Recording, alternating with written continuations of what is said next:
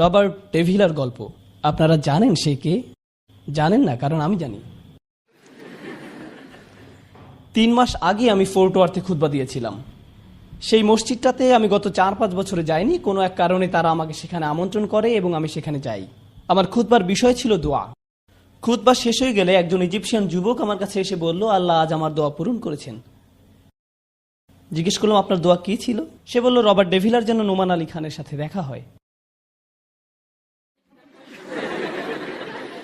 আপনি Robert Davila? সে বলল, না, আমি রবার্ট ডেভিলা নই, আমি তার বন্ধু, কিন্তু আমার ধারণা আল্লাহ আমার দোয়া পূরণ করা শুরু করেছেন। আমি খুব আগ্রহী হলাম।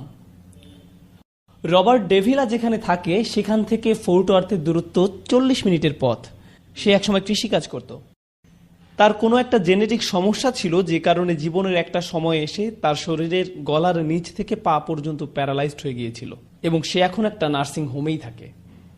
বেশিরভাগ রোগী সেখানে 90 কিংবা 100 বছরের বৃদ্ধ। একমাত্র রবার্টই সেখানে 30 বছরের একজন যুবক, যার পুরো শরীর প্যারালাইজড ছিল। ওকে, সে গত 10 বছর ধরে এই নার্সিং হোমেই আছে। তার পরিবার তার জন্য একটা বিশেষ ধরনের ভয়েস কমান্ড কম্পিউটারের ব্যবস্থা করে দিয়েছিল, যেটা দিয়ে সে তার কণ্ঠ দিয়ে ইন্টারনেট ব্যবহার করে পৃথিবীর খোঁজ খবর রাখতে পারত। তার রুমে প্রতি সপ্তাহে খ্রিস্টান পাদ্রীরা সাপ্তাহিক প্রার্থনার জন্য আসতো, আর তার সবচেয়ে কাছের বন্ধু ছিল